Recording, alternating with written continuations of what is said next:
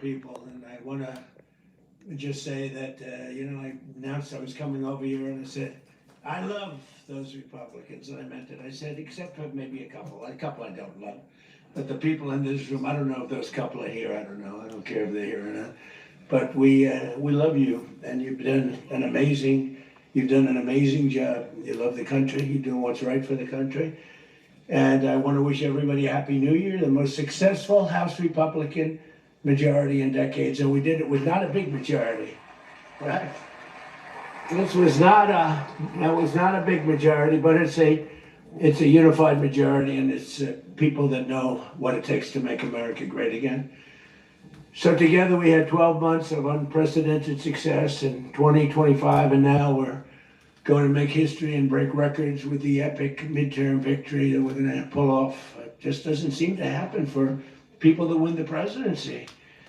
It's an amazing phenomenon. You win the presidency, and we sure as hell are having a successful presidency, I will say that.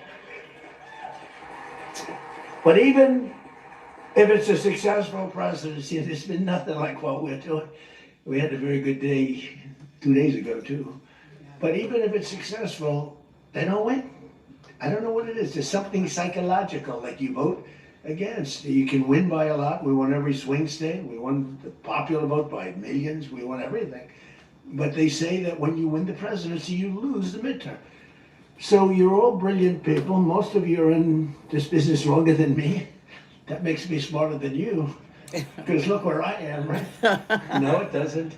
But I wish you could explain to me what the hell's going on with the mind of the public, because we have the right policy. They don't. They have a horrible policy. They do stick together. They're violent. They're vicious. They're vicious people, and they stick together like glue. They don't have a couple of the people that we have. A couple of people, not too many, really very few. And that's why I want to just say that before we go any further, I want to express our tremendous sorrow at the loss of a great member, great member, Congressman Doug LaMalfa, who passed away yesterday, as you probably have heard. And he was the leader of the Western Caucus, a fierce champion on California water issues. He was great on water. He wanted to release the water and scream out. And a true defender of American children. He was a defender of everybody. And our hearts go out to his wife, Jill, and his entire family. He voted with me 100% of the time. And by the way, he wasn't a 3 o'clock in the morning person. Do you know what I mean by that? Where the speaker goes, sir, could you call up? Could you call? I said, what time is it, speaker? Sir, it's 3 in the morning. Could you make a couple of calls? How many? 9. So I'd start calling 3 in the morning. I said, I shouldn't use any names. I'm just going to create problems. But hi, Jim, and I'm not talking about Jim Jordan. I never had a call 3 in the morning for him. But I said, hi, Jim, how you doing? I just called to say hello, 3. Okay, sir. Sir, you haven't spoken to me in 3 years, and it's now 3 in the morning, so I know what you want. You want my vote?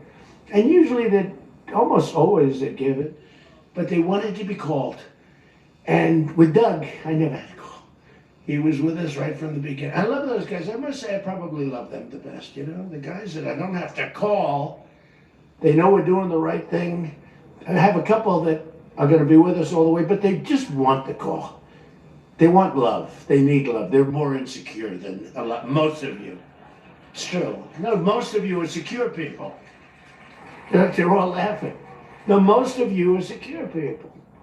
I had a couple say, look, I can have Trump call me all the time. I just have to break his ass a little bit. And he'll be calling. But I appreciate those. We actually had a little party. We opened up a beautiful section of the White House in the Rose Garden, and we had a party for all of those people that I never speak to and vote for me. And I spoke to Doug, but I didn't speak to him about, I've had a problem. And I was really saddened by his passing, and was thinking about not even doing the speech in his honor. But then I decided that I have to do it in his honor. I'll do it in his honor because he would have wanted it that way. He would have wanted it that way. He would have said, do that speech. Are you kidding me? Do the speech. Big guy. But he was a fantastic person. Man, that was a quick one. I don't know. I don't know quite yet what happened, but boy, it's a tough one. He was just with us. He was our friend, all of us, every one of us. And I also want to send our best wishes to Congressman Jim Baird and his wife, who are recovering from a car accident. They're going to be okay, but they had a pretty bad accident. And we're praying that they get out of that hospital very quickly. He's going to be fine. She's going to be fine, but it was a bad accident. And I want to thank the man who has been central to so many of our triumphs. He really has been. He's the guy that would call me to make those calls all the time. He's always working. And he's a nice person. You know, he's a high quality person. But I want to tell you, he's a very tough cookie. I've seen both sides. Not often do I have to see the other side, because he's just, by nature, he's a very fine, religious. I like that. He's a religious person. I like that. I like religious people. It usually means they're more honest. Sometimes it doesn't happen that way. I've had some real religious ones that did numbers on me, and I said, I'm going to get them someday. They got me by surprise, but it's usually good, okay, right? And his name is Mike Johnson, Speaker Mike Johnson.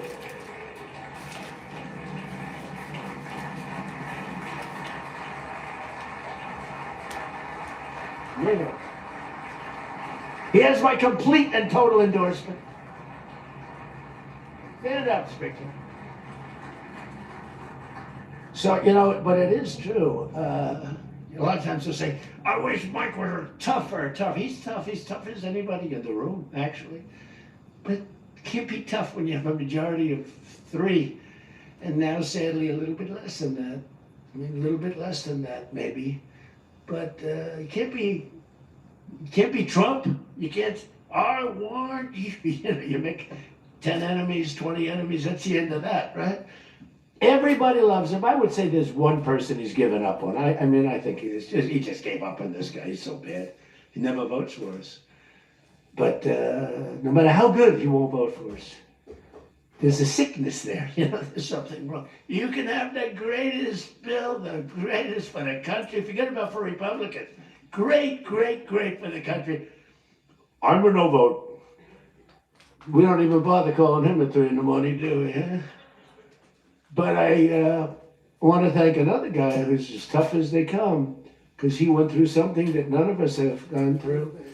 I went through a little shot, but I get that throbbing feeling every once in a while. But what he went through was incredible. And that Steve Scalise, he got hit hard. Where's Steve? Steve.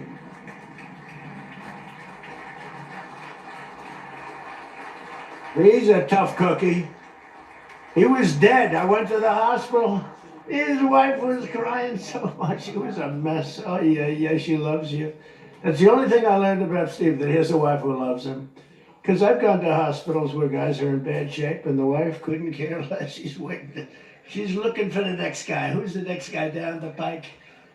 Who the hell is the next guy? He's dying. I said, it's so bad. Oh, yeah. I had one where the dog died and the husband died at the same time. I said, it's so sad. Yes, I love this dog so much. She couldn't give it, and the guy left her a fortune. Can you imagine? He shouldn't have left her anything, but she was much more concerned. Still, the dog was devastated. The husband, he was like an afterthought. Your wife loves you, Steve. She's a great wife. Another one who has a great wife, Jackie, is Tom Emmer, right? Look at you. You have a great wife, but you haven't been tested like these guys. You haven't. We don't want to test her, right? She's incredible. She's a strong, beautiful, great person. She's a great person. She actually liked me at the beginning when we were having little fights. We weren't even having fights. We just didn't know each other. We didn't know each other. And I heard he said something negative about me. He was sort of right about the subject, but you're not supposed to say ever, even though you're right. But Jackie was saying, I'm telling you, he's a great guy. He's good. He's going to be a great president, blah, blah, blah. She was fighting for me. And now I love this guy. He's great. Jackie was right about both of us, I think, right? But Tom has been incredible. He's incredible at what he does. He's a great team player. Your conference chair, Lisa McLean, is so strong and powerful and beautiful. Thank you, Lisa. Thank you. Thank you. And I think their broadcast, we said we don't care if the press comes or not. So when I say that, that means that they're broadcasting all this, and I'm letting my feelings out because it's true. I feel that way about so many people in the room. I could say it about many of the people in the room. Some I don't know as well, but many of the people in the room. They're incredible people. You're incredible what you're doing. We also have another one, Richard Hudson, chairman, NRCC. Rich is always in there, always with a smile. No matter what's happening, Richard. He always has a smile. He's just a positive guy, smart and positive. Thank you, Richard. Really appreciate it. You do a great job. Republican Policy Committee Chairman, Kevin Hearn. Kevin, where are you, Kevin? Thank you, Kevin. Thank you. Done a great job. Every one of you got to be proud of yourselves. And basically the entire House Republican Conference. It's been really amazing what you've done. And we're going to give you some ammunition today. I said, I'd love to make a speech. The speaker asked me, would you make a speech? I said, sure. You think Biden would do that? Would you make a speech? What? First of all, people wouldn't ask him to make a speech because it never worked out well, right? Could never find the exits. You finish, look, stare here, stare there, stare here. You could jump off the front if you had to. No matter what he did, he got himself into trouble. So basically they didn't ask him to, but if he did, it wouldn't be good. But it's good with me because, we have so much ammunition. We have ammunition. The problem is the fake news. That's why I like being on. I'd much rather do live television than do non-live because when they say, as an example in my speech, peacefully and patriotically to the Capitol, peacefully and patriotically. Do you know that the Unselect Committee didn't report it, that I said those words?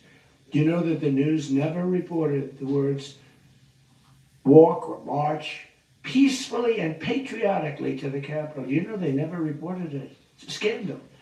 The Unselect Committee never reported that. They never reported that Nancy Pelosi was offered 10,000 soldiers. National Guard soldiers, whatever you want. No, I don't want them. And the mayor. The mayors weren't running. She was more honorable about it. But Nancy got caught when her daughter did a documentary. She's a documentariist. And she has her mother saying, it's my fault. I should have taken the soldiers or something. I saw that in the documentary. I said, whoa, this was a major story. Has she spoken to her daughter since then, But they just, they are vicious people, even on the attack. And it was an amazing military feat that took place yesterday. Think of it. Well, an amazing military. What people are saying, well, thank you.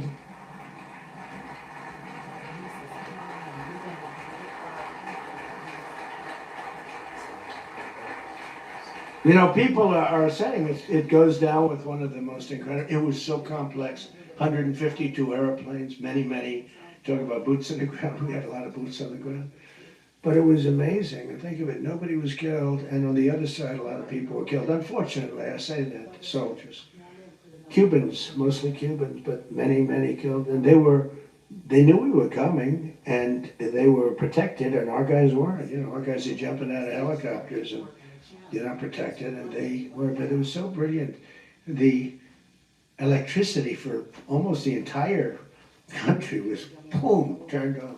That's when they knew there was a problem. There was no electricity. Caracas, there's no electricity. It's not the only people with lights were the people that had candles. It was just off. So we sort of got them a little by surprise, but it was brilliant tactically. It was an incredible thing. But I watched where Schumer, he's such a bad guy. I mean, I've known the guy for a long time. And he's such a bad guy.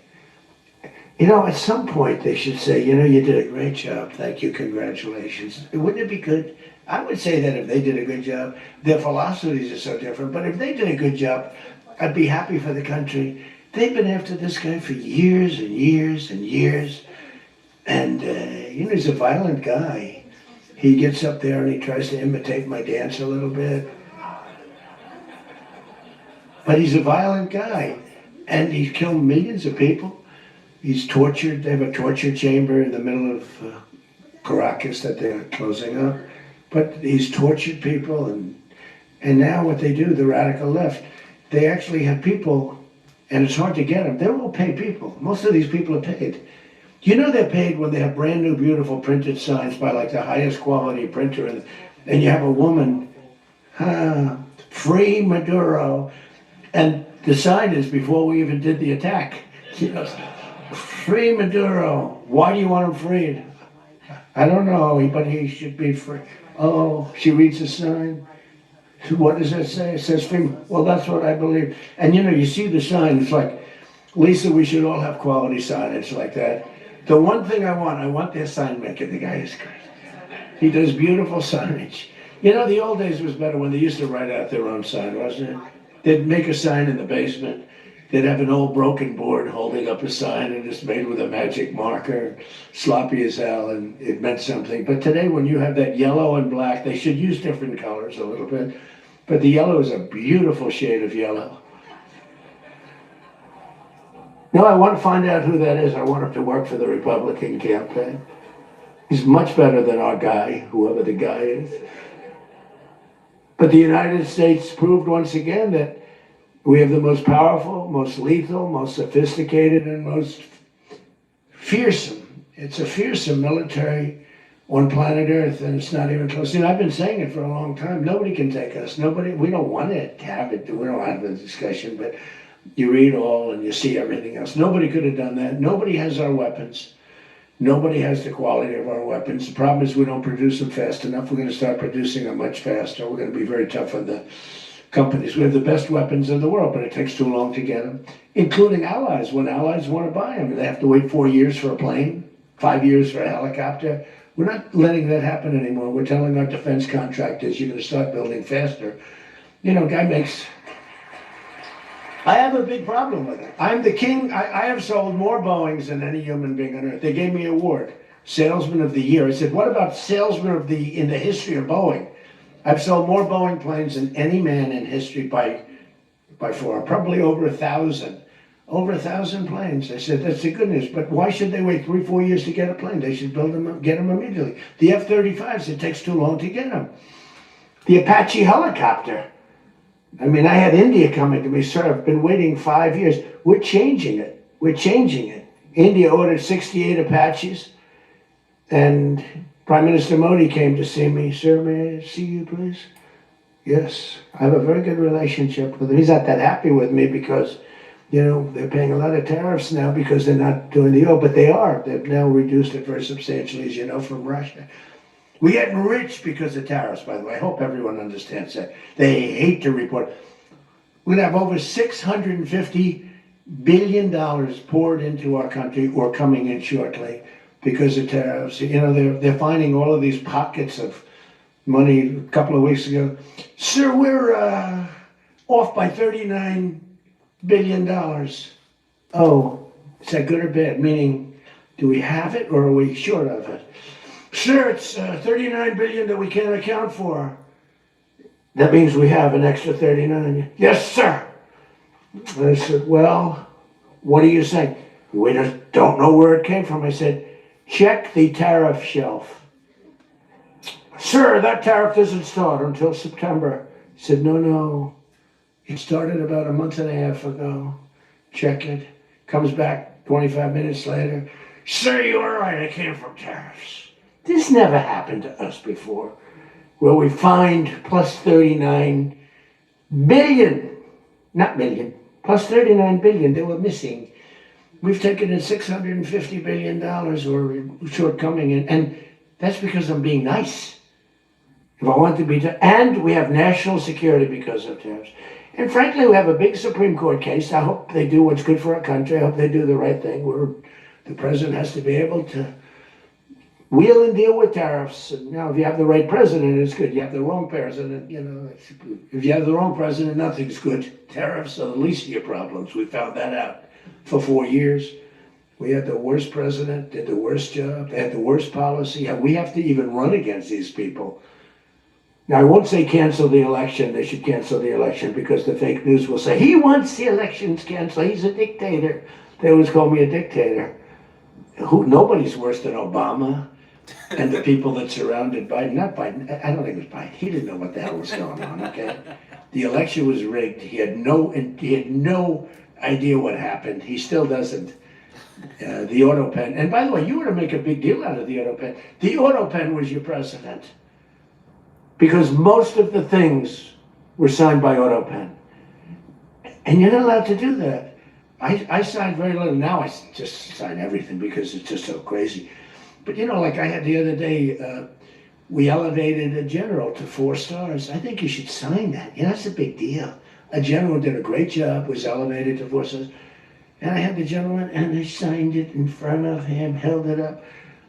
You gotta sign that. You can't give it to an auto pen. And you can always tell an auto pen. One thing, it has 2 little tiny dots, you know that? 2 little dots, you know what that's from? 2 pins. They go bing, bing. They're wonderful things. But you gotta sign it. And the law is you have to sign it. If somebody's, telling the auto pen person, he has to be authorized by the president of the United States. Well, he wasn't. The guy barely knew the president. How many times did you speak to the president, right? He said 2. And they just spoke about the weather. It was like this. But he was never authorized to sign. And I think 95% of the things were signed by auto pen. You can tell, because the auto pen is a nice plain signature and his signature's a mess. The only thing he signed was, which is nice, was Hunter's pardon. That's the only thing that we could find that he signed. Most of it he didn't sign. So somebody's sending papers to sign, and he wasn't the president. First of all, the election was rigged. You ought to have voter ID. You ought to insist on it. You ought to insist on it. Can you imagine? In California, they not only don't have voter ID, but if an official at the voting booths, which they don't have, by the way, because it's all mail, if an official, a voting official, even asks somebody for voter ID, sir, would like to see your identification. Do you come from our country? They put him in jail for tampering with the election. Okay? We got to straighten this out before it gets too crazy. California is more corrupt than any place. California is more corrupt than Minnesota. And I won Minnesota. Well, Tom's going, I think so. Well, it's close. It can't be proportionately, probably nothing's more corrupt. Right? Yeah, right. He says you got to win. I'll tell you what, I did great there 3 times. I was surprised 3 times that those elections are corrupt. They got you 1 time too, but I heard a long time ago, but they got you. But they got to straighten those out. But we have to have voter ID. And when you confront a Democrat about voter ID, like in a debate or something, I said it a couple of times with Biden, and they're very embarrassed when they say, we want voter ID, voter identification. The only reason somebody doesn't want that is because they want to cheat. Our elections are crooked as hell.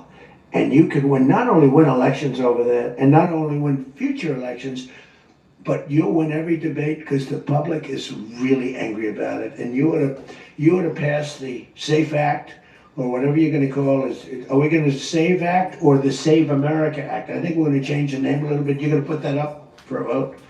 I think everybody in this room certainly should do it. And it's a bad vote for them because they're voting against things like voter ID and other things that are almost equal to voter ID. But when somebody says, no, we don't want voter ID, that means they're crooked. And the public understands it. You win elections with that. But I think it would be really important, Save America Act, if you would put that up for a vote. It's got my total endorsement. And all it is common sense things about the election. And they'll fight it like crazy because they cheat. That's the only way they can win. When you have policy so bad, when you have policy with men and women's sports. Men and women's sports. And they fight like hell for it. They still are. I saw the other day a person that you know very well, a congressman, was fighting like hell. And, I was out the other day with somebody, and I was with an ex-football player. The guy was massive. His leg was like this. And a young woman who plays flag football. And she's very good, supposedly, as an athlete. She's smaller than this guy's leg. Okay? And if they were playing football together, he wouldn't even have to run. He could just keep walking. They couldn't take him down. The guy, he can't even believe it. But there's so many. They had a race, a long distance race. They had champion men, women, one of those marathons. So unpresidential. So unpresidential. He said, but I did become president. Somebody, she hates when I dance.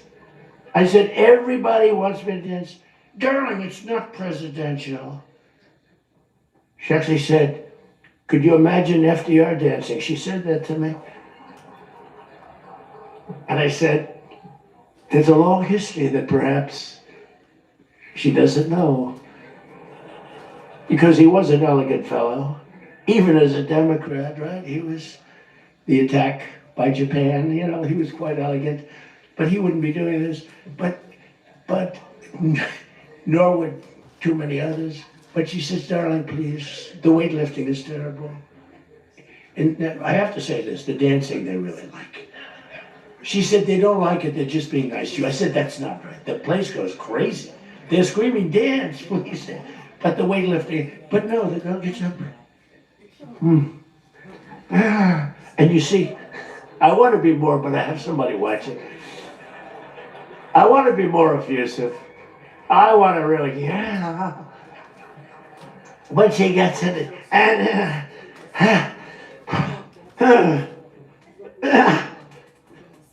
drops the thing, walks off the stage crying, her mother's crying, her father's crying. Guy gets up.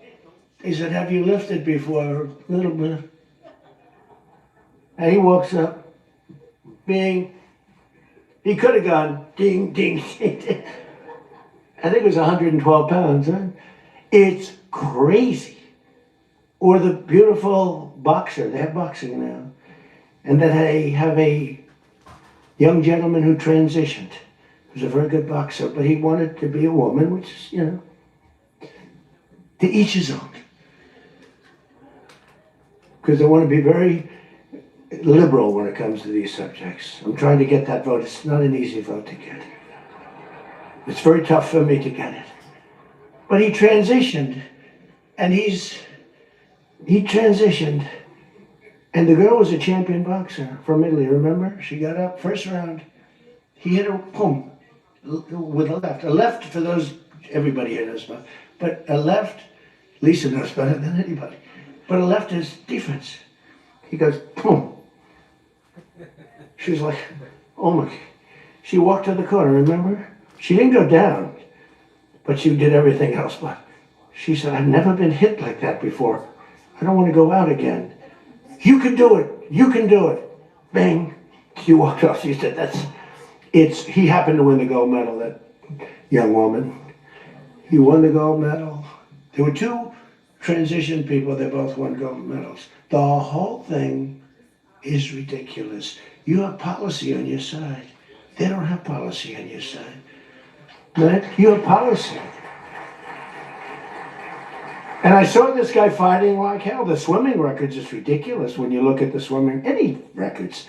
It's crazy. And it's so demeaning to women. Women are the, and for a long time, they refused to talk about it. They were embarrassed to talk about it. Now they do talk about it. They talk about it openly. But they have the worst policy on everything, open borders. We want open borders. They still want an open border. We did the greatest job ever on borders. And I think they forgot it. My guy said to me today, I have a great guy, Ross. He's the greatest speechwriter. He said, sir, let's not mention the border. Nobody cares about the border anymore. Can you believe it? This was the biggest, this was the biggest thing there was. It says to me, nobody cares about the border because it has a shelf life. I fixed the border. I fixed it in my first term, but now I really had to fix it. It was much worse when I came into office. Millions and millions of people were pouring into our country. And I fixed it, and my guy, who's incredible, says, people don't want to hear it, sir. You've done that. The problem is people forget that I did it. They totally forget. They were talking about the other day, we don't like Donald Trump on this, we don't like Donald Trump on that. And somebody just out of the blue said, well, he did an unbelievable job. Who cares about that? They're saying, like, that's been done. What do we do about that, Mike? Everything you do, it's almost like, what have you done lately is the way you have to run your life. In other words, I could have the most unbelievable 4 years, and I guess I'm not allowed to run. I'm not sure. Is there a little something out there that I'm not allowed to run? But let's assume I was allowed to run. I could have, there's going to be a constitutional movement. No, I could have the most unbelievable 4 years. Everything was great, but in the last week, I made a little slip up in something, and you lose the election. It's like, so we can't let them forget that we did such a great job on the border. By the way, Venezuela, everyone, they're marching in the streets, they love it, except in New York. I mean, where they find these people? These people, they're not like, these people are a mess. I know it's not nice to say that. These people are a mess. Where do they find these people? They're the worst looking people I've ever seen. They got hats that are all frayed and they look like, they're all paid. They don't even know what they're talking. When the reporters don't interview them because they know that it's, the press is so anti. It's hard to believe the press can be so anti. Because it's all common sense. It's not, we're conservative, whatever. Doesn't matter. We're all common sense people. It's not even conservative, it's common sense. But the press has no credibility whatsoever. Think of it. I got 97% bad stories on one network, 93% on the other, and I won in a landslide. You know what that means? The press has no credibility. That's all it means. And we got to keep it that way. So I don't talk too much about the swimming, the weightlifting, the boxing. I don't talk about it. You know why? I want to start bringing it up about a week before the election. Because I don't want them to correct themselves. I don't want them to say, we've decided that we don't want to have men playing in women's sports. That'd be a devastating blow for us. Because that's, they say it's an 80-20. No. It's about a 98-2 issue. We've decided that we will not have open borders where the entire world, from the Congo, prisoners from the Congo, these are extraordinarily tough people. These are people that make our motorcycle gangs look like fine young men. Okay? Our motorcycle gangs are wonderful people by comparison. No, they come in from prisons in the Congo. They come in from prisons from all over the world, but in particular Venezuela. Tren de Aragua. Tren de Aragua comes in, and Tren de Aragua, they say it's the worst gang in the world. It makes our gangs look like little sweethearts. It makes our gangs, you want to take them out to dinner, they're so nice. They cut off the fingers of people. One guy makes a phone call in Colorado. The governor stinks in Colorado. He's no control. So Tren de Aragua, they don't want to do anything about it. So ICE has to go in and take him out because the governor doesn't want to do anything. But they make a phone call. They've taken over my building. The landlord's calling. They took over his building. So the governor doesn't want to do anything. But he calls the police. The guy. They come in. Did you call the police? This is Tren de Aragua talking to the man that owns the building. Did you call the police? Yeah. Boom. They cut off his fingers. If you call him again, the next time your hand comes off. Can you believe it? Guys walk around, his fingers were cut off. And these are the animals that we're throwing the hell out of here. Washington, D.C. is now the safest city in the country. And you people know that better than anybody because you were, think of it, you're in Congress, you're respected people, you're afraid to walk outside. Washington, D.C. Now, we had a terror attack 4 weeks ago. And one person's looking down from heaven, and the other one is actually recuperating and going to make it, I think, but really badly hurt. Really badly hurt. Most positive mother I've ever. No, my son's going to be fine, sir. The mother was telling me that the night of the attack, I went just like I went to you. I spoke to this incredible woman. Sir, everyone's praying for my son. He's going to be fine. The doctors thought she was, just hoping against hope. There was no chance. And 2 weeks ago, he got up and started walking around. It was amazing, actually. So maybe some really bad. It looks like he could be okay. He's going to have pretty bad after effects.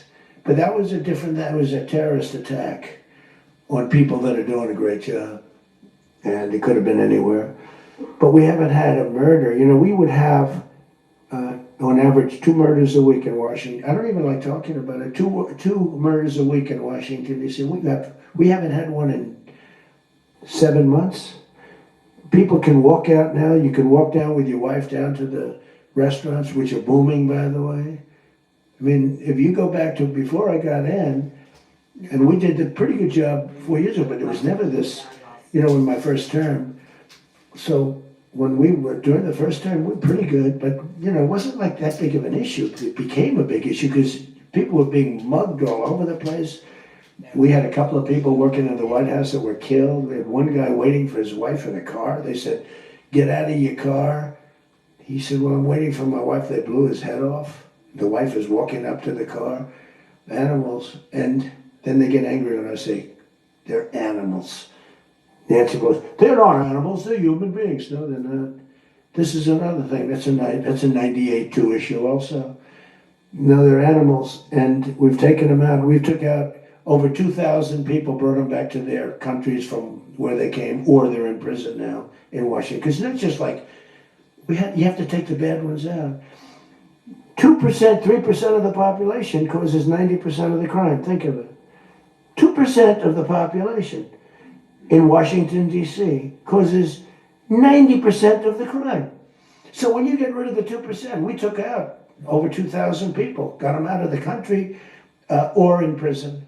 Some were so bad that we didn't want to send them back to their countries because they'll come back in, even though it's hard now, but they're pretty smart. They're sick, but they're smart.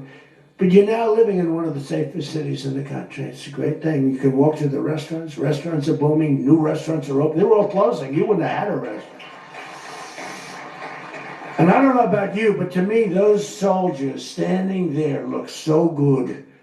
I'm not going to feel safe walking down the street without them. I don't think you would either. Even though, we took out so many criminals, I just feel better. To me, they're beautiful. I look at these soldiers, and you feel safe. You feel safe. I don't think if we took them out, even if the crime wasn't much, it would definitely be more. We did a great job in Chicago. They don't want to talk about it. We, against all this slob of a governor, this stupid slob, the family threw him out of the business. He was a dope, and the Pritzker family.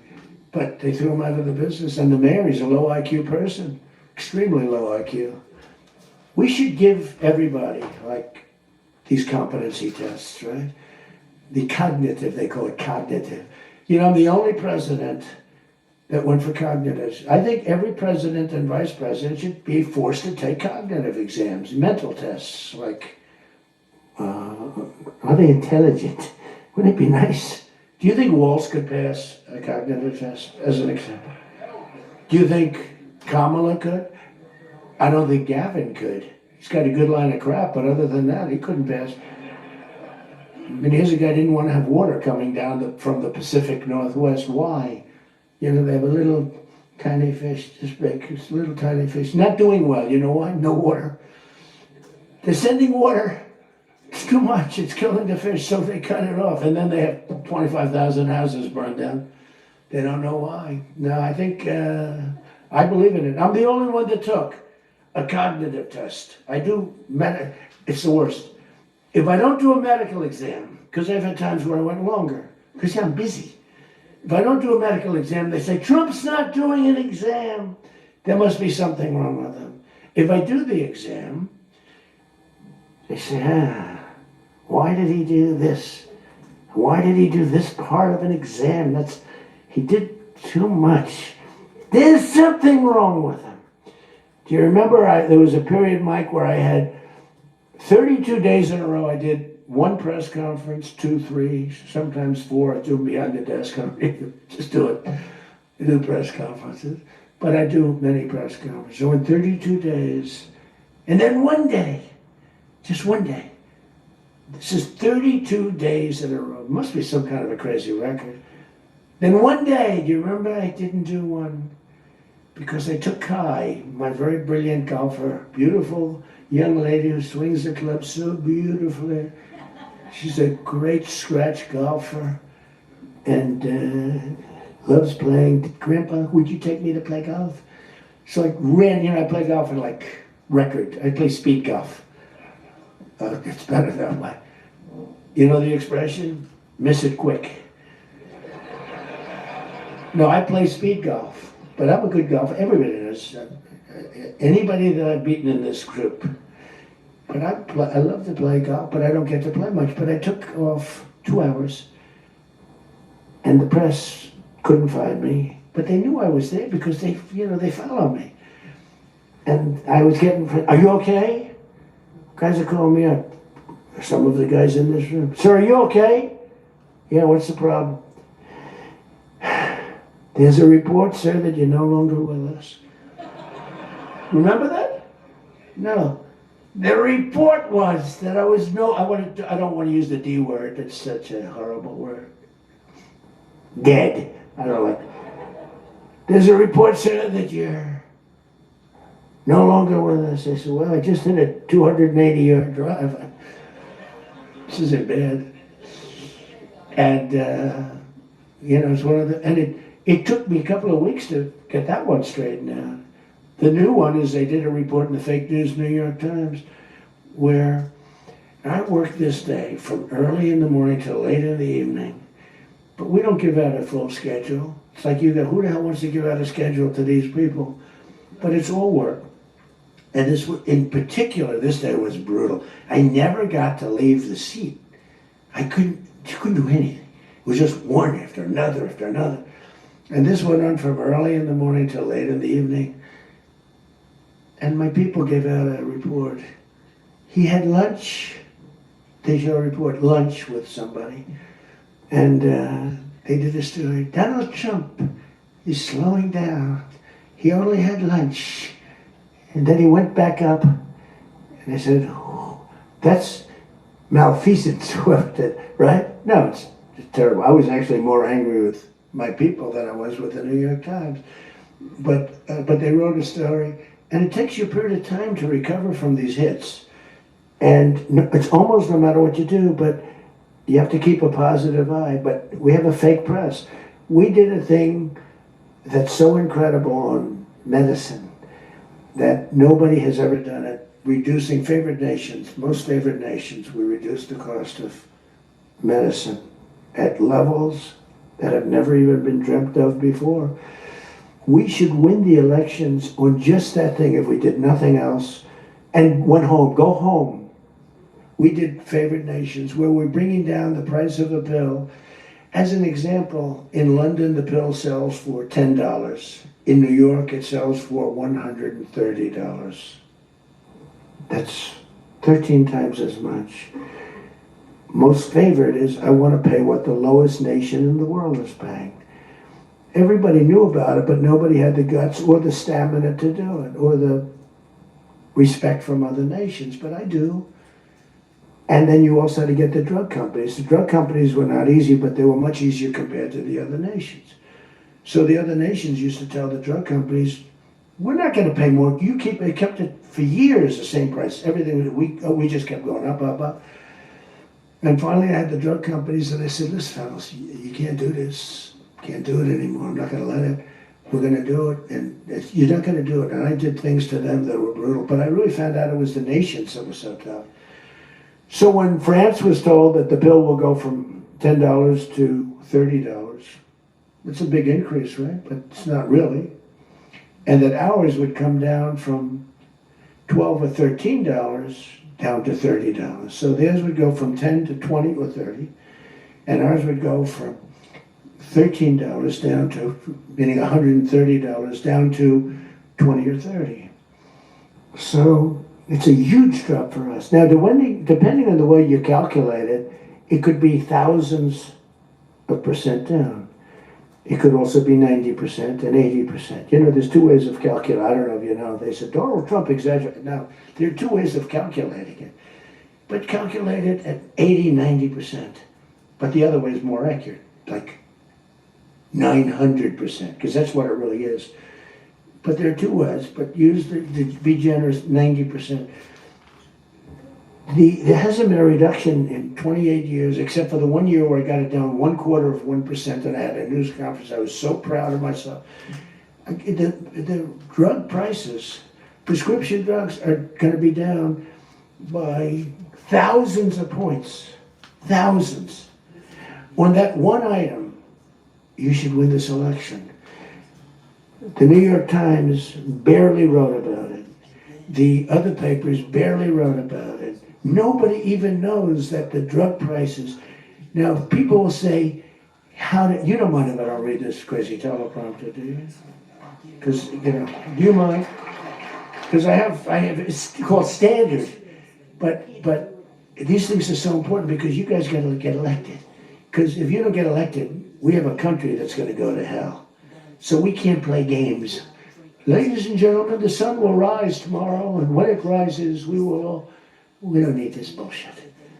We need to talk about favorite nations. And your numbers are coming down at levels that nobody's ever seen. We inherited high prices. We inherited a mess. We inherited the greatest inflation in history. And you know what was knocking it down? The bad economy that we inherited. We inherited bad. We now have the hottest economy in the history of our country. We have $18 trillion being invested in the United States. You have, every one of you have car plants, AI plants, plants of all different types. Because of tariffs. I hope we get the good ruling from the Supreme Court. I only hope we do, because it's given us tremendous national security. So let me just finish up, because I weave. I love to weave. If you ever weave and don't come back to the point, then that's a problem.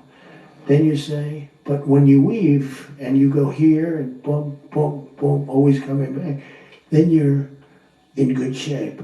But what's happening is, by doing what I did, we're getting numbers that are so low. But what did I do to the countries? I said, France, your health care for prescription drugs is going to go up triple. It's going from $10 a pill, just as an example. I call it the fat drug. You could say the fat drug, Ozempic. Ozempic is $80 in London, and it's $1,300 in New York. The fat drug. A friend of mine called me up. He said, what the hell is going on? A very rich guy, but I said, the fat drug doesn't work on you. Why are you even taking it? The drug has failed miserably, but he's a very loud, boisterous. He's not a bad guy, not a great guy. Smart as hell. But he's a very rich guy. This drug, he could have paid millions for it. It wouldn't have mattered. But he said, in London, I'm paying $80.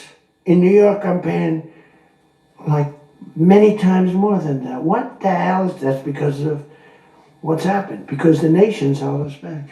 So the drug companies, I had made a deal with them. You're going to do it?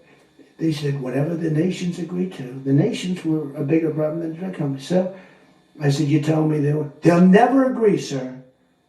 I said, 100% they will. 100%.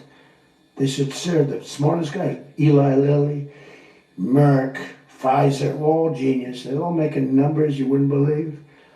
But defense contractors are making more. That's why I'm going to say, you're making $45 million a year and you can't produce a frickin' helicopter for 7 years? We're going to talk to them about that. But I said to the France, I called up, as an example, France, just as an example, I like him, he's a nice guy. Emmanuel, you know Emmanuel Macron. I love the French accent. Emmanuel. They said, listen, you're going to have to raise your prices a little bit because we're paying 14 times more than you. That's a lot, right? We're paying numbers. In other words, we're making up for all of this deficit. No, no, no, no, no, Donald, I will not be able to. Mr. President, please excuse me. Most people call me Mr. President, except for people that don't respect me, they call me Donald, which is probably a lot of them too. But they said, no, no, no, no. Putin calls me Mr. President. She calls me Mr. President. Emmanuel goes, no, no, no. We will not do that. Yes, you will, Emmanuel, 100%, because I was told they wouldn't do it. And this is, you can take Emmanuel and add up Hans, you can add up Ludwig, you can add every name in the book. It's all the same. The answer is no. We're not going to double our drug prices. Not for you or anybody else. I said, yes, you are, 100%. We are not going to do it. No, no, no, you don't understand. 100%. You're going to do it and you're going to like it. They go, I don't understand. I've told you 5 times, why do you keep saying you're going to do it? Because I'm always right about, Trump is right about everything, right? I said, that. Trump is right about it. I have been right about everything. Got to keep it going. Is there wood up here? Hold it. I always like this, just in case. Trump was right about everything. And I said, so you're going to do it, Emmanuel? No. I said, okay, here's the story, Emmanuel. If on Monday you haven't agreed to every single thing that we want, I'm putting a 25% tariff on everything coming out of France, including your wines, your champagnes, and everything else. No, no, no, no, you cannot do that. I said, I can do that, and I will do that. Even for national security, I'll do that, but this is for medical security. And 100%. Now let me explain. The tariff I'm imposing on you is 42 times more expensive than what I'm asking for you in return. So you can either have a 25% tariff added onto you, like I did with China on fentanyl. I put a 20% penalty tax on China, and it's drying up because the tax is far more than they make with fentanyl. But with the other nations, I said, you're going to do it? And you know what he said? You can do that to me. I said, yes, I can. Don't worry about it. It's not going to be that bad. You just have to explain it to your people and your 39 million people that, by the way, don't vote by mail. They vote on paper ballots. They tried voting by mail, and there was fraud all over the country. We're the only country that votes by mail, essentially. You know that, right? You know, Speaker, that's another thing. We're the only country that's stupid enough to vote by mail. Even Jimmy Carter's commission said don't do it. But just to finish so that you won't say he wonders. Emmanuel said to me, Donald, you have a deal. I would love to increase my prescription drug prices by 200% or whatever. I would love to do it. It'd be such an honor. Whatever you want, Donald, please. Don't tell the population. Please, Donald, I beg you. Every country said the same thing. No, no, no, we will not do this. Some were strong, some were very nice, some were rude. But they all said one thing, no, we won't.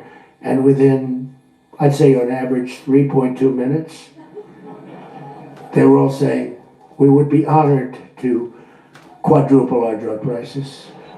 So we would be honored to quadruple our prices if that's what you like. We want to make you happy. Okay. Therefore, I will not charge you a tariff, and you're going to increase your drug prices by 3 times what they were paying 2 days ago, right? And we have now favorite nation. You think Biden could do that? I don't think so. Think Biden ever thought of it? Now, everybody's wanted favorite nations, but everybody knew it was impossible to get the countries to agree to it because they wouldn't have done it. And they've been doing this for 40 years or whatever it is. We were subsidizing the entire world. That's just one of the many things we're giving. But you should take that thing. That's going to save. Now, that also, when you add that to healthcare, your drug prices are much lower than what you projected. So we're going to reduce healthcare by a lot. One other thing. On healthcare, it's never been our issue. It should be our issue. We had a very nasty vote from a couple of people. I guess Collins, I guess Lisa Murkowski, and I guess a man named John McCain. Remember? Thumbs down. You remember. He said, I'm off for 10 years he campaigned. I don't want to be nasty, but for 10 years he campaigned on Obamacare, we're gonna destroy Obamacare, we're not gonna do it, and then we're gonna terminate it, and then, it was a little surprising. We could have had health care, good health care, Obamacare is bad, and the people understand it's bad, and the premiums are horrible. But one thing I've learned a lot about health care. I found health care sort of like, not of tremendous interest, but it was very important. And I've made it of tremendous interest. So I made a statement a couple of months ago because I saw the numbers. I said, boy, because, I like to see what's going on. That's one of the reasons. By the way, we set an all-time record again today.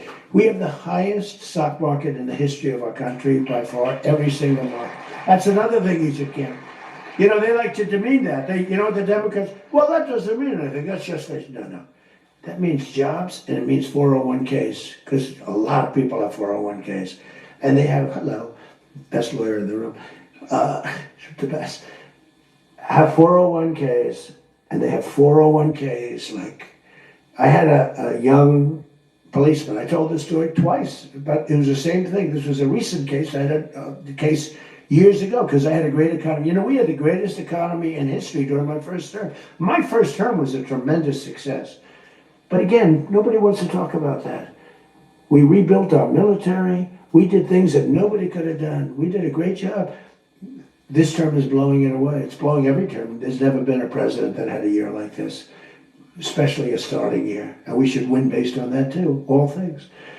But the 401k, so there's a policeman, and he comes up, and he was guarding me along with lots of other people. Sir, I want to thank you. What?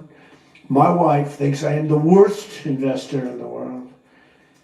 And for the last year, she thinks now I'm Warren Buffett.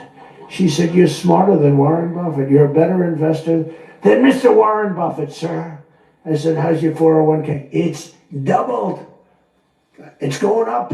It's going up. I said, just relax. But 401ks are through the roof. Those are us. Those are the people.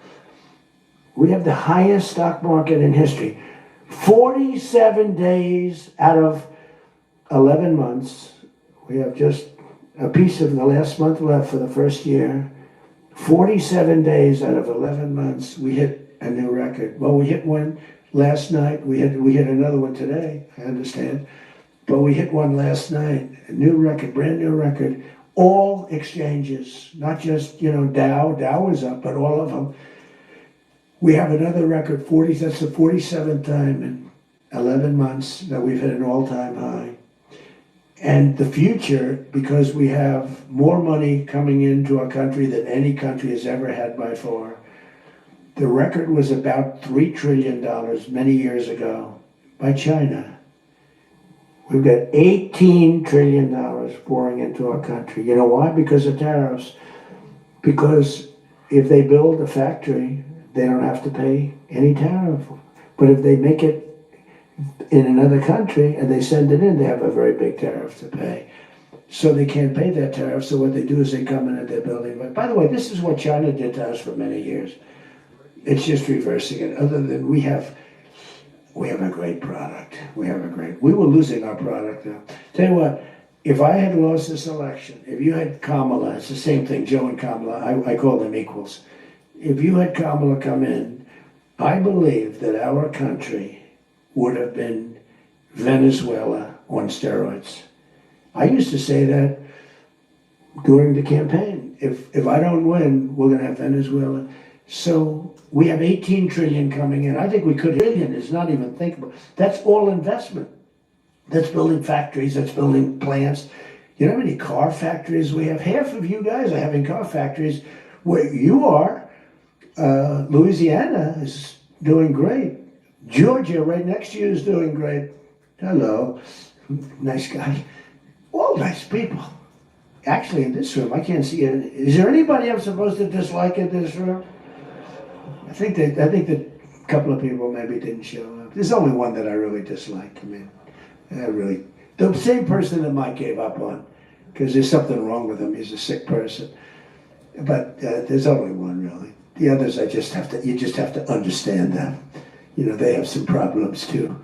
but you just have to sort of go with them and understand them, feel sorry for them, advise their family, are they okay? Because what we're doing is right. But $18 trillion, car plants being built. I was in Japan. Somebody admonished me, he shouldn't be traveling. I don't like to travel. But when I travel, I make a lot of money for the country, not for me. For me, I don't care. I have a much higher purpose. I have plenty of money. I don't need money. I don't want money. I want to make money for the country. And like I did with Intel came in, they had a problem. I said, I can solve the problem, but I think you should give the United States 10% of your company. He goes, whoa. I said, yeah, I think I can help you with the problem, but you got to give the United States, not me. Sometimes I'll say, give me, but when I say me, I'm talking about, I'd love to accept it, but I don't think that law enforcement would like that, right? I'm very cognizant of law enforcement, perhaps more than anybody in history. Actually, a friend of mine who's really smart said, you know, you've got to be the most honest guy in history because you have been examined, your books, your records. I have a big business. Every record, I had these Democrats hired the biggest accounting firms, the biggest law firms, the biggest. I went through years of abuse. And here I am. They didn't find anything wrong. Remember? We want his tax returns for years. We want his... Finally, the Supreme Court, shockingly, I'm the only one. This couldn't happen to anybody else. You have to give your tax returns, right? I gave my tax returns. They're from here to here. It's a big business. It's a great business. And I built a great business, like much bigger and better than anyone even understands. But I gave my tax returns. They go from here to the ceiling practically. They got them. Headline, Trump to give tax returns. Supreme Court ruled that. They give my tax return. Can you believe it? Everyone said, you're not supposed to do that. And by fighting, they think you're trying to hide something. Naturally. I gave my tax returns. That's the last we ever heard. They hired the biggest accounting firm in the world, most powerful lawyers in the world. They spent millions and millions of dollars going over those returns. There hasn't been one story that I did anything wrong. So this friend of mine who's highly sophisticated, rich guy, smart guy, said there's nobody that I know that could have gone through an examination like that and not ended up in prison. Nobody ever had to suffer like I did. Nobody ever did that to anybody else. There was an expression, Andrew Jackson was the most abused president in the history of the United States. You know who second was? This before me. You know who second was? Abraham Lincoln. But he had a civil war. So we have to give him a pass. But Andrew Jackson was treated horribly. He was a great general and a good president. So bad that his wife died. His wife died. They were horrible. But I just saw a report came out the other day. I blow them away. He never got impeached twice. I got impeached twice on nothing. On a perfect phone call, remember? Perfect phone call. Tim Scott, who's a great guy, great, wonderful guy, South Carolina, straight guy, right? He is a good guy, good person. He's an honest person. He read a transcript. Thank goodness I had a transcript. Essentially, the call was taped because they tape calls. I didn't even know. So was that call taped? Yes, sir. I said, oh, well, bring it down. I don't even know. And we read the transcript. It was perfect. It was so good. I told Ukraine not to cheat. And if you see any cheating, report it to the Attorney General of the United States. That was my call. They said, he was trying to intimidate. All I said is, don't cheat. And we have a signed agreement that Ukraine can't cheat. You know that. It's the only country we have actually signed. They violated the agreement many times, I would tell. You'll find out. I was right about that too. But nobody's gotten tricked. But this guy said to me, for you to have escaped. But the one thing, and I'll just end it, because Jim Jordan back there, world champion wrestler, 128-1. Whatever happened to the one guy? The Russian. He lost to, how dare you lose to a Russian? Do you know the more impressive record for Jim? Because I'm a big sports person, I love sports. Jim went to high school. As in high school, he was considered like the top wrestler. But he was undefeated in high school. Now, what that means is that as a freshman, he was beating seniors. Is that true? Were you actually undefeated? Seriously, were you undefeated in high school? That means as a freshman, he had to beat seniors, Steve. Nobody can, because there's such a difference between a freshman and a senior. To me, that's more impressive than anything. But I'm also impressed with his fight. Now we have to close the deal, Jim. We got to close the deal. Close that deal. I saw Jim, and the first time I met Jim, I looked at him and I said, tough looking guy. But I noticed the ears, they were a little rough.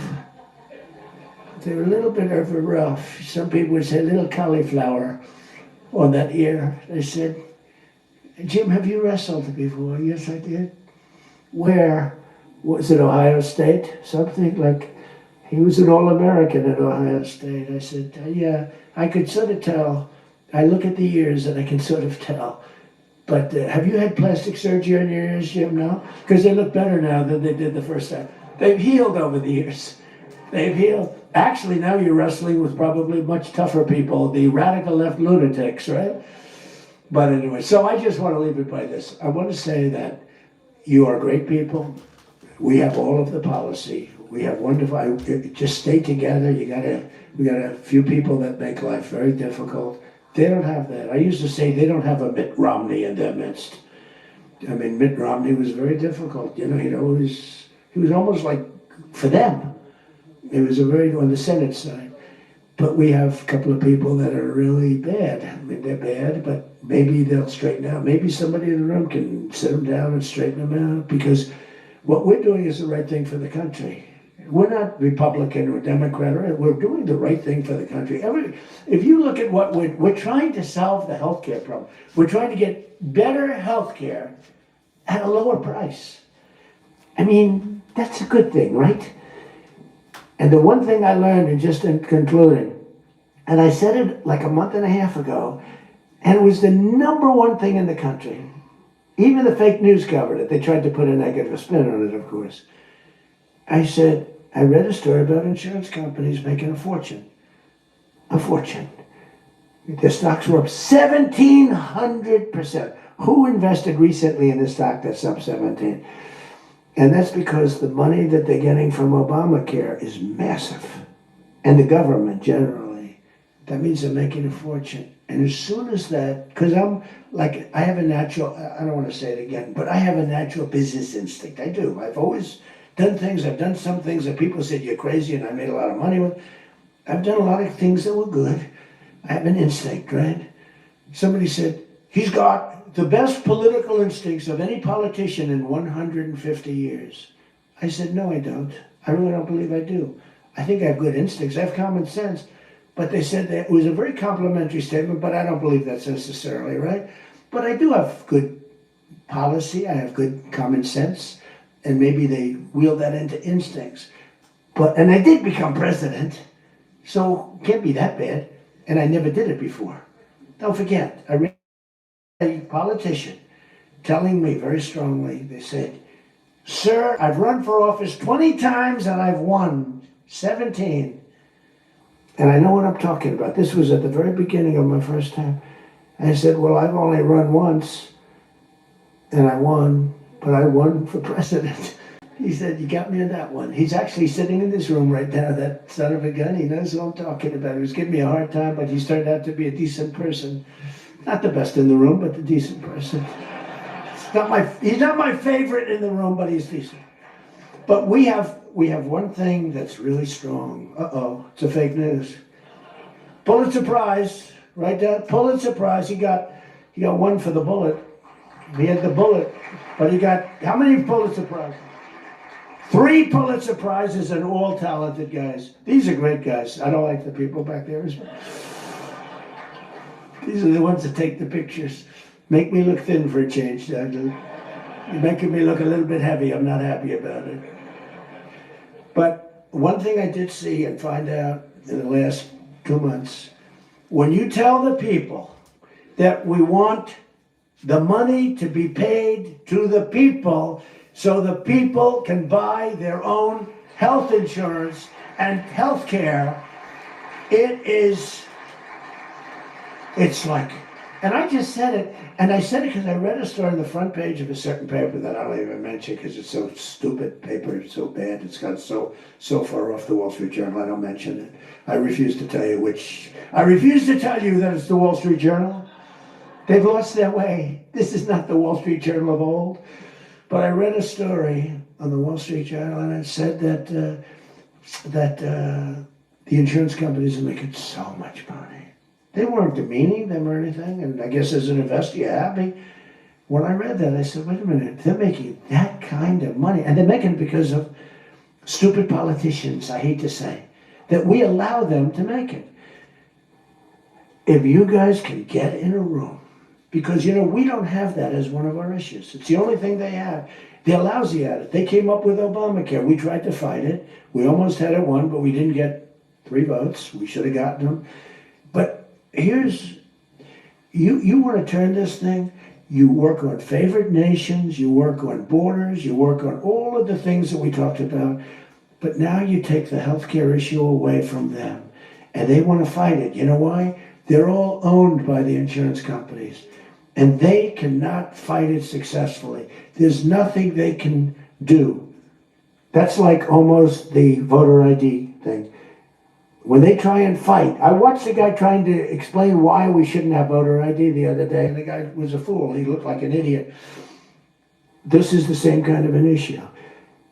Let the money go in a healthcare account or however you do it.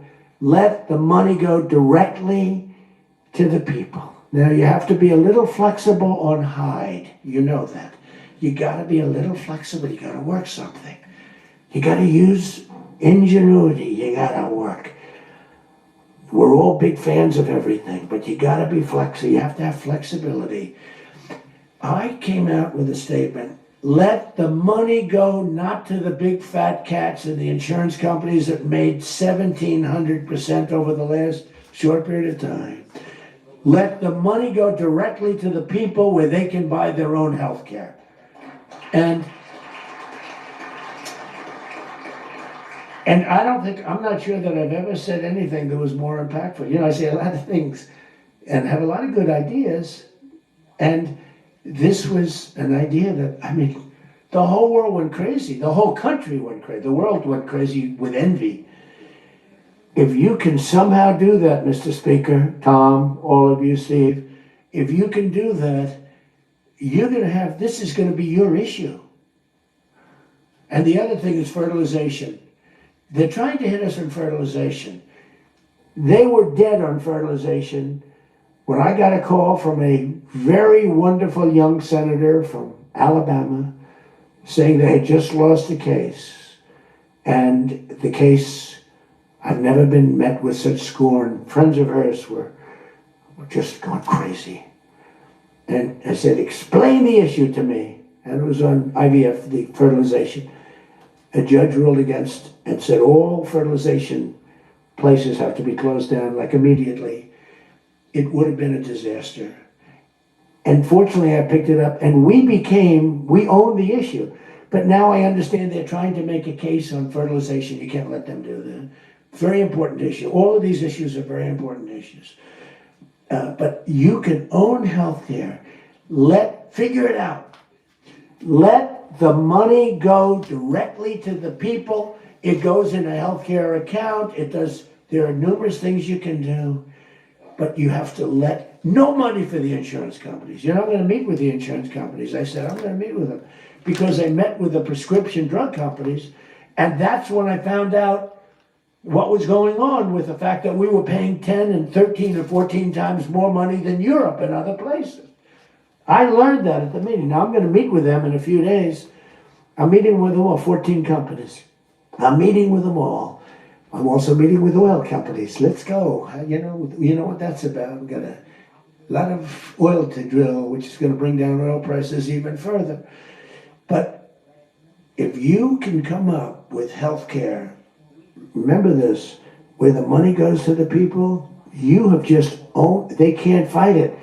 They're owned by the insurance companies. You guys don't get money from the insurance companies, they do. They get a massive amount of money. It's their biggest donor. They're going to try and fight you, but they can't win the fight. If you explain it, the money goes directly to the people. That's going to be your issue. The other thing is energy.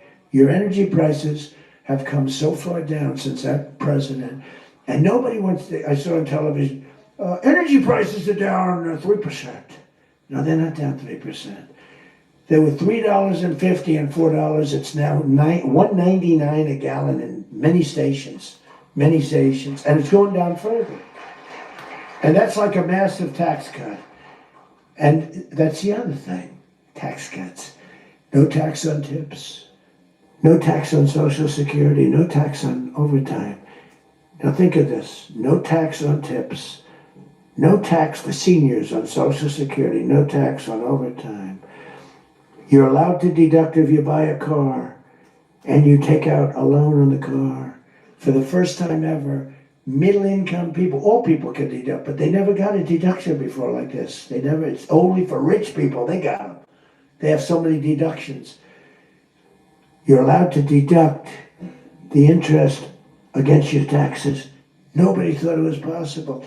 It's going to be phenomenal for the car companies, but it's even more phenomenal for the people. It's like getting it's like paying half for the car. All of these things, you have so much ammunition. All you have to do is sell it.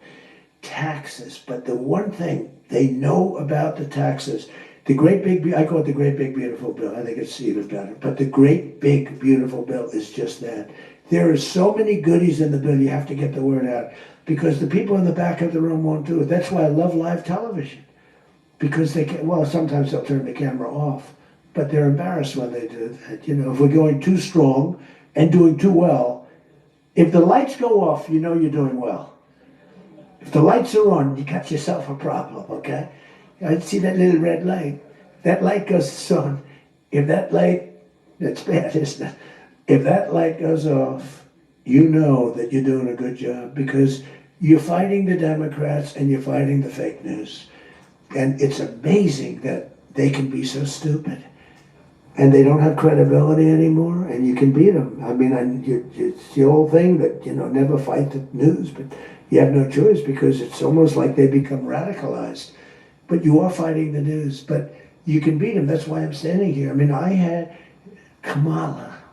I was beating Joe by 30 points, and then they changed him. That's like a fighter in the ring. He's losing, and they said, let's put somebody else in to take his place. Very unfair. They changed in the middle of the election. They said, he's going to lose, so let's give somebody else.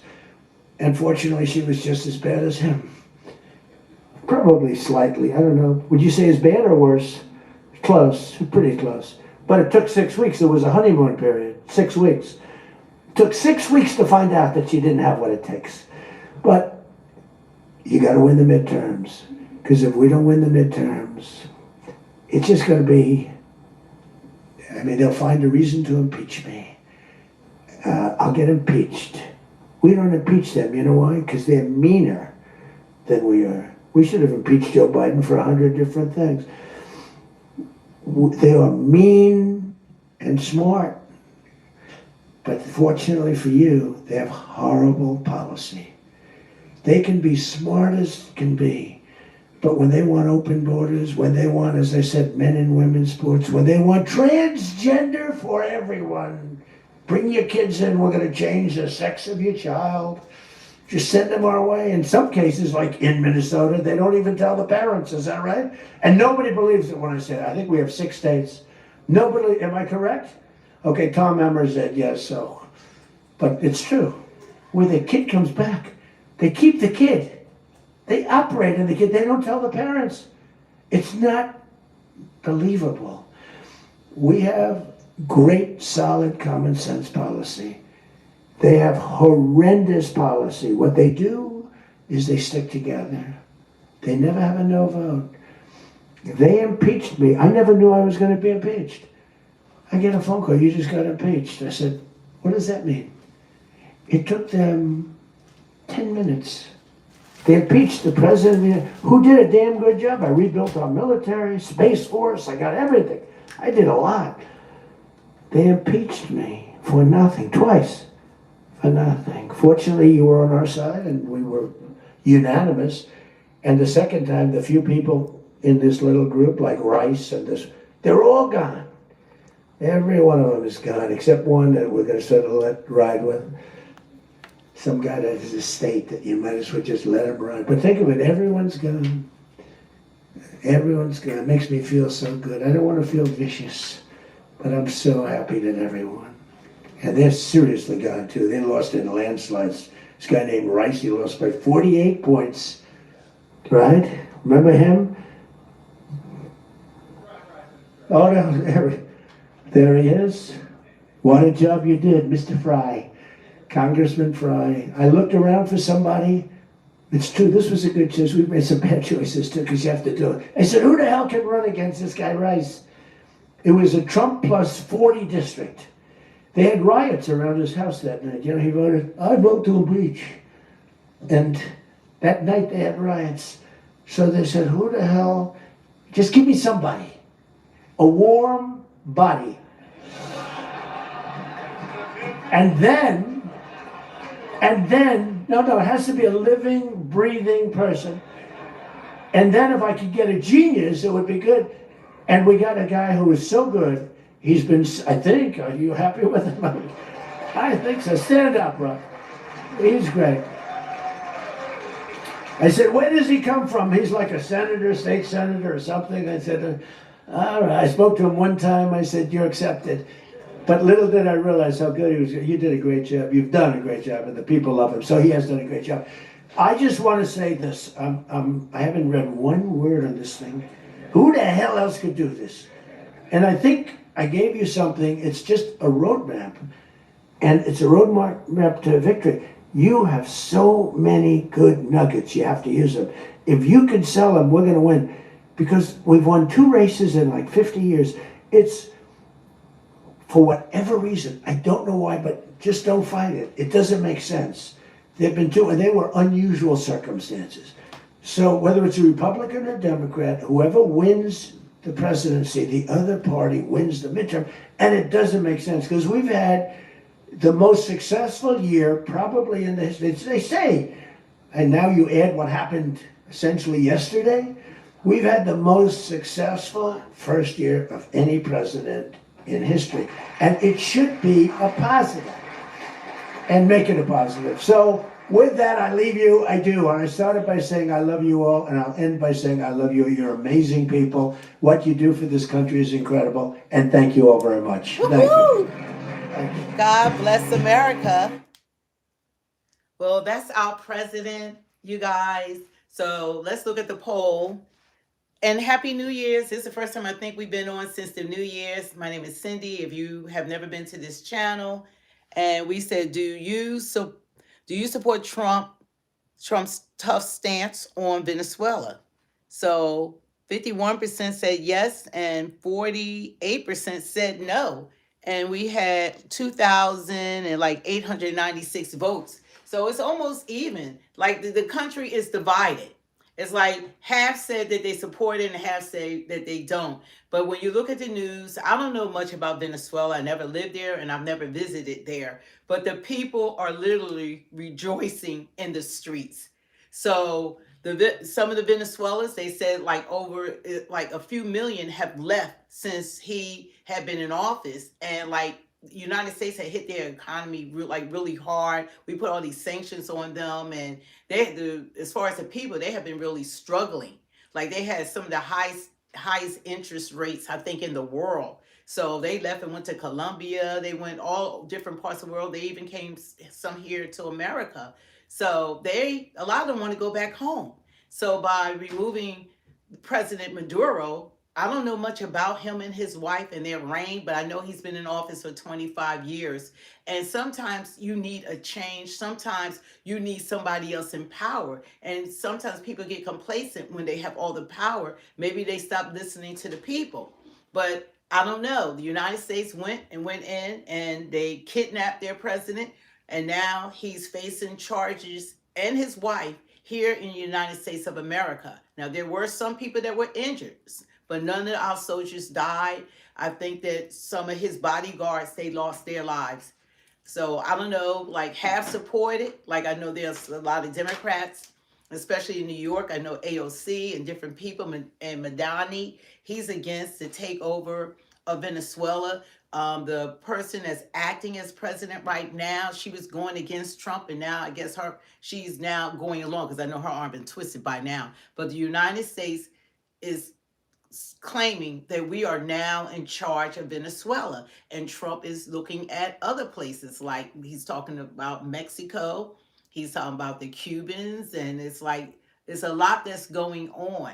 So, and like as far as Americans, we were looking at Trump as putting America first. Like we are so involved with all these wars and all these problems around the world that we have a $38 trillion deficit. And what he didn't talk about is how the dollar has been devalued, how the rest of the world is buying gold right now and silver, and we're losing spending power. So that interferes with our own inflation economy. Well, take it from our perspective. Like you're saying that they didn't kidnap him, they arrested him. Like, what if they came over here and took President Trump? Would you consider them just arresting him or kidnapping him?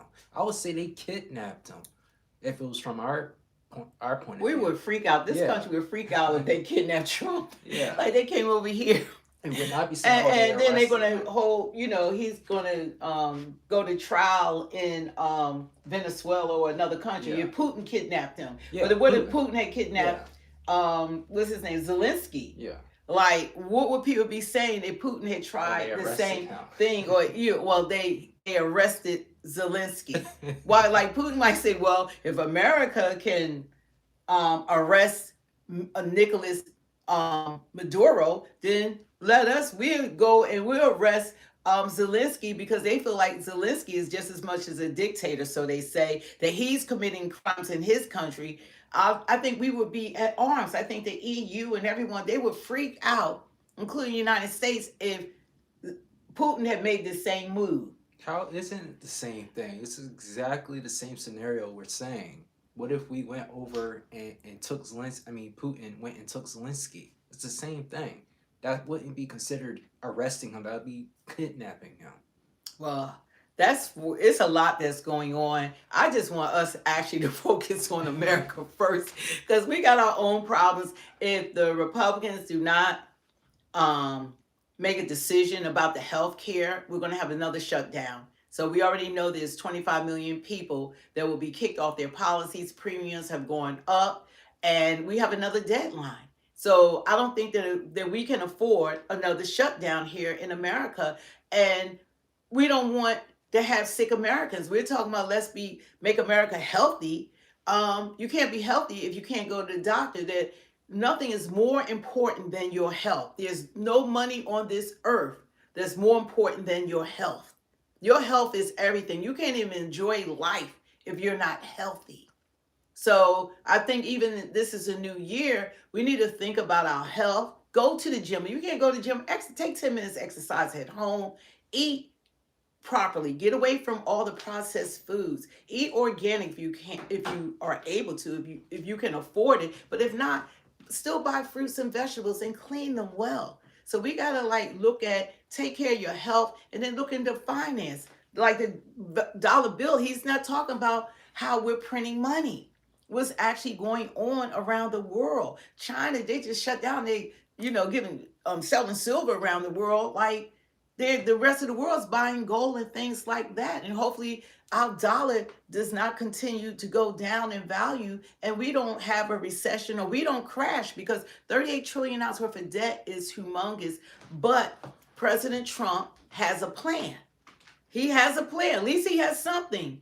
Because I don't believe on God's green earth that if Kamala Harris and Tim Walz is going through his own troubles in Minnesota, that they would have been able to handle this deficit. They had no plans. What were they going to do? Their only focus has been on illegal immigration, supporting that, and supporting men and women's sports, and supporting abortion. They ran on abortion.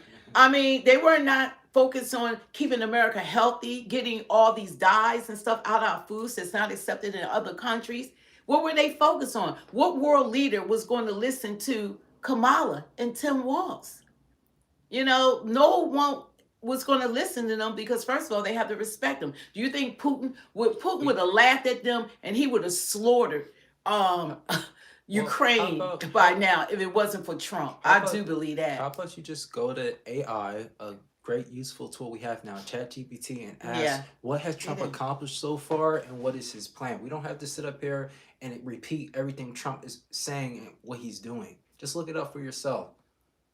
And nobody's saying he's perfect. Yeah. We haven't had a perfect president yet. They all got issues. They all lie. What was Joe Biden's plan? You tell me, what was Joe Biden's plan? Yeah, well, Kamala plan for black men was what? The legalized marijuana, where it's legalized in a lot of places in the country anyway. So, you have to have goals. You have to have a vision. And you have to have someone that knows finance. One thing Trump does know is money. Whether he's good at it or not, at least he's used to dealing with world leaders. At least he has a relationship, if nothing at all, with Putin, because Putin is not speaking to the EU. He doesn't respect Zelensky. So at least he's trying to bring people to the table, which no other leader can do in the world other than Trump.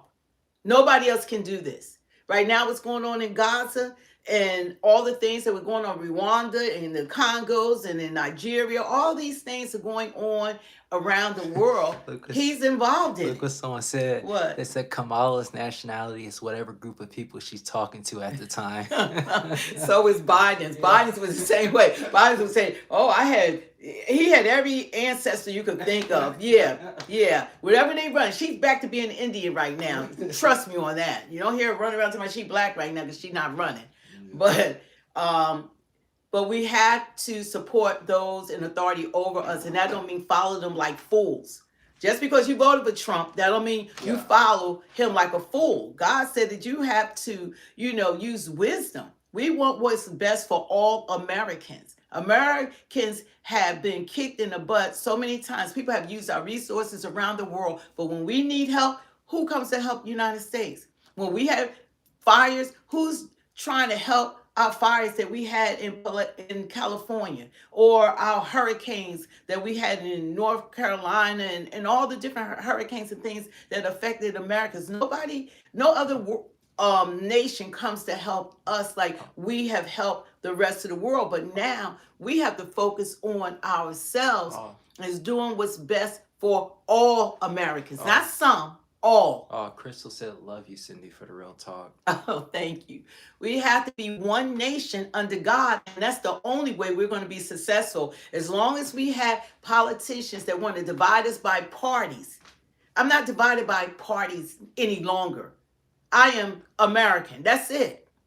I want what's best for the left and the right.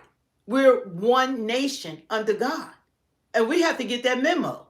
We can't spend, when we elect a Democrat president and we spend the whole time dissing the right, or when we get a Republican president, we spend all the time dissing the left. But we're all our family members are voted for either party, and we're still family. And that's how America is. We are still family, regardless who you vote for 4 years election, the presidential election. And if you don't like who's in office now, guess what? We get to do it all over again in 4 years. In 4 years. But meanwhile, you have to hold your elected officials accountable. Hold them accountable. Something else that my mom says, it's very important who you vote for in like the cities. Yeah, stuff like all elections, not just the presidential election. That's why Trump is holding the meeting now with the GOP. He's reinforcing, reestablishing his base, because they have elections that are coming up, and you have to pay attention who you're voting for when it comes to your judges, because you want judges who are going to be fair, who are going to do right by the people, not judges who are racist, biased, and they got all sorts of personal issues themselves, because that hurts all of us. You have to vote for your mayors. They're going to not rob the city, that they're going to do right by the people. We don't want people in office that's going to talk the talk but not walk the walk. We're tired of it.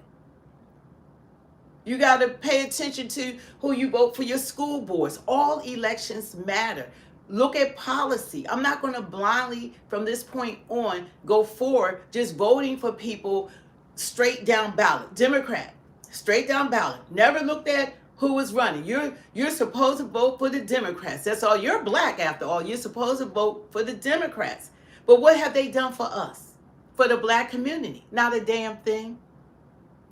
The civil rights and bills and all of that were passed in 1965, it benefit the illegal immigrants and everybody else more than black people at this point. So you got to look at what these politicians are talking about and how it's going to affect everyone. Because like when it comes to affordable health care, that's not by race. You can't divide that by race. That's going to affect all Americans. So you can't divide that. There are things you can't divide. So that's why you need politicians that represent you, that they're going to represent all the people. And that's why I don't support calling the left lunatics or calling the right, different names. The names are not helping us as Americans. What helps us is us working together. Working together. We don't like our borders that were open. Nobody liked that. If they're going to be real, who wanted to open up borders and allow 14 million plus people to come in on welfare when we're struggling with a $38 trillion deficit? That's just madness. We're not, and when we got homeless vets and Americans living on the streets and living in their cars and vans, and they out there having these big rallies for non-citizens, is this insanity? And people can't afford to pay their hospital bills. They can't afford to pay their hospital bills. We got Americans that are being evicted every day, and we talking about their homes, and they talking about them being separated from their kids. What about our citizens that are unjustly locked up and spend years in jail for crimes they didn't commit? Or how come the politicians don't go and see the conditions of American jails? Why are our American men or women go to jail, but they are allowed to be raped in jail? Rape is a crime wherever you are. It's a crime. Why aren't our politicians visiting the jails to see the conditions? Because everybody in jail, believe it or not, are not criminals. Some people get falsely imprisoned. That happens every day.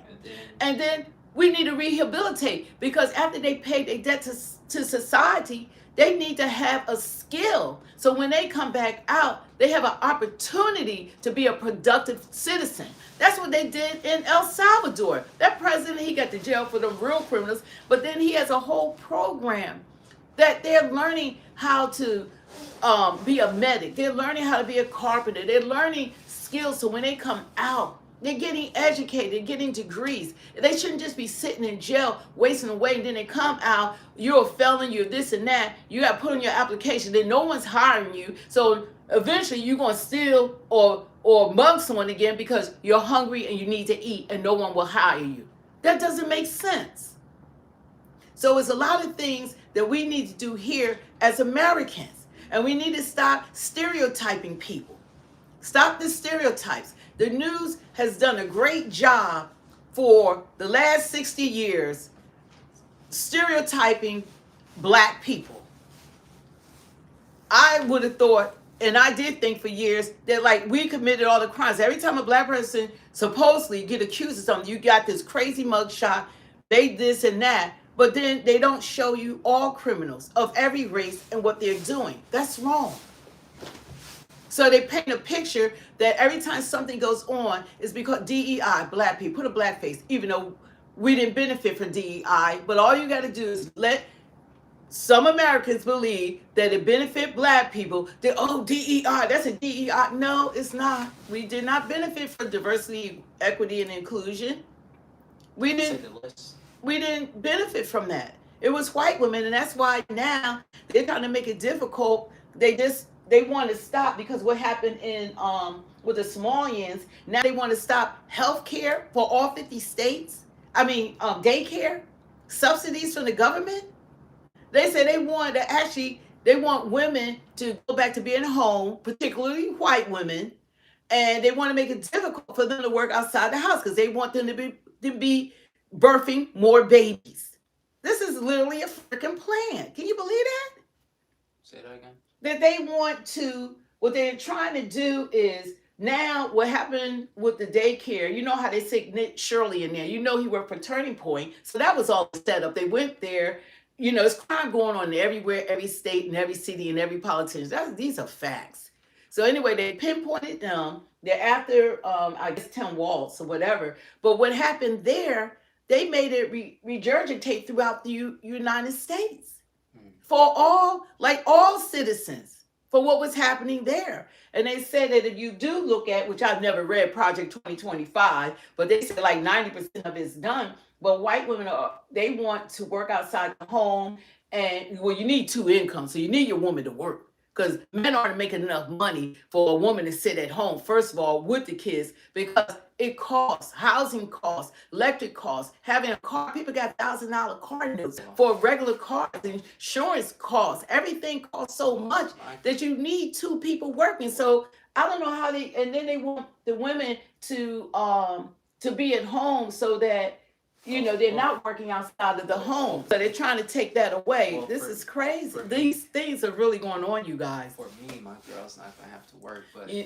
also but- J.D. Vance, what he said, that they don't have to apologize for, what was it, racism anymore? Or It's like a lot of stuff is going on. He made a statement that you don't have to apologize for being white. Yeah. And nobody asked it. All my white beautiful people on here, wherever nationality you are, no one's asking for apologies for how God created you. Nobody even asked. So I don't know. That was just out of place. That was so out of place. But he gotta be careful because I will not be voting for J.D. Vance won't be voting for president. I can tell you this right now from the door. I don't like him. It's something about him. I don't like him. I'd rather vote for someone like Tulsi or someone else, but not J.D. Vance. Yeah. And then another thing with me, his wife isn't a Christian. I'm not supporting, I don't know their religion, but I'm a Christian. Yeah, me too. And I'm not going for Buddha sitting in the White House and all this kind of stuff, or her pretending to put up Christmas stuff when she don't believe in Jesus. Yeah. I believe in Jesus, but everybody has a right to serve whoever they want to. That's your right being an American citizen. I'm saying that I don't support it. Yeah. You can vote for whomever you want to, but we're going to see what's going to transpire in 2028. Who's actually going to get the Republican nominee to run for that office? But some of the stuff that comes out of his mouth and all of that, he's too close to what's his name? Unfortunately, what's his name? That Erica Kirk. He's too close to her. She just lost her husband, and something, and she's already endorsed him. So that's kind of weird. President Trump only been president for like 11 months. Well, it'll be a year. The 20th is a year. So that's kind of early endorsing someone for president when the current president only been in office for a year. So.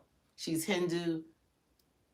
Yeah, Mrs. Vance is Hindu. Okay. Well, she's Hindu and she has a right whoever she wants to serve as her God. Everybody has a right to that. And nobody's taking away her right. Jesus Christ was not a Buddhist. Let's not speak ill of Jesus. Jesus Christ was Jewish, so everybody knows that. It's okay. It's okay. We're not on here if y'all want to talk about preach to all have heard, yeah, 28:19. Yeah. That's my Pastor Philip Anthony Mitchell. That's 28 in Matthew 28:19. Spread the word throughout the world till all have heard. So that's what we're about. And I do have another channel called Pray to All Here. Please subscribe to that. I'm going to build that channel up. But now I got a new channel called Speak the Sports. Please subscribe to Speak the Sports. I talk about NFL, football, I'm gonna be talking about NBA basketball. I just started that a few weeks ago. That's why I haven't been consistently doing Speak the Truth, because I'm building Speak the Sports. And plus, I'm new at all this, you guys. I'm still learning so much, and I'm trying to keep up because I don't use scripts. So I want to start maybe using a teleprompter like people do a little bit more. And but I like being genuine. I like being authentic, and I like being real. At the end of the day, I'm a I have to be authentic, and I'm not on here to try to impress anyone, but I want what's right for all of us. And the next person that that we elect into the highest office, I want him, once he become president, that is not about the left or the right, it's about all Americans. Because we only have one president at a time, and they have to be president for all of us, whether you agree or disagree, and the vice president. And I want whoever I elect in office that they want to do right by all Americans. It's like we take care of everyone else except for Americans. And I want someone too who's, I don't feel like they're being controlled by the party. Yeah, Something I like great about point. Trump is that Yeah. he says whatever he feels and whatever he thinks, and he doesn't care what you feel about it. All the politicians of the past, I felt like they were just being controlled by their party. Well, they're controlled by money. It's like, Yeah. who's going to invest, because they need so much money to run. I think Kamala, in 3 months, they gave her $1 billion that she went through, and then had $22 million worth of debt. 1 month. $1 billion. She ran through it. She didn't even run for a year. It was a 3-month campaign, but she didn't speak for 2 months of the 3 months.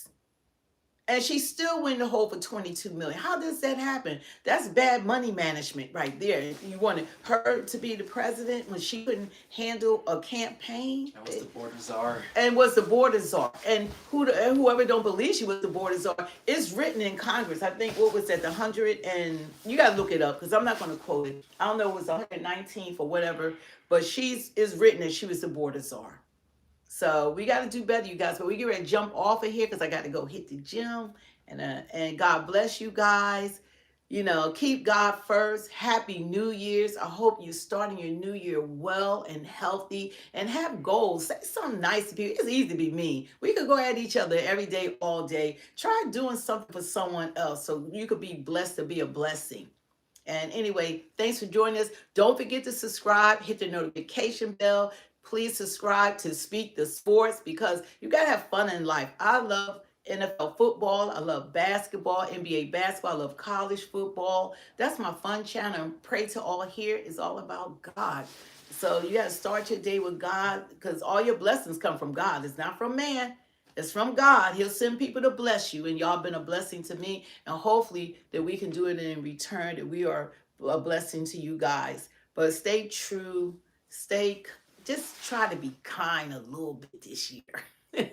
Everybody just because people don't agree with you, that don't mean they're your enemy. Come on, you guys. That don't mean you got to hate them till Jesus come back, okay? So anyway, peace out, you guys. Thank you for the moderator. I see you on here. You've been working. You don't want on here. We got to get, Life is Script was on. Hey. Oh, what's up? Peace out, everyone. God bless and have a safe and happy day. God bless you guys. God bless Trump. Okay, God bless Too Sweet Mom. Thank you. Trump needs God. Yeah, calm down.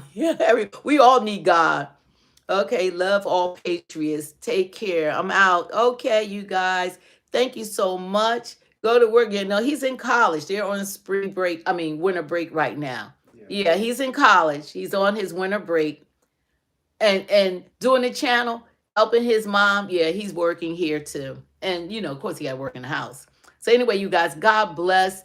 And look for our next live. Hit that notification bell because we just jump on. Peace out. God bless. See you on the next live. Might be back on here today. God bless.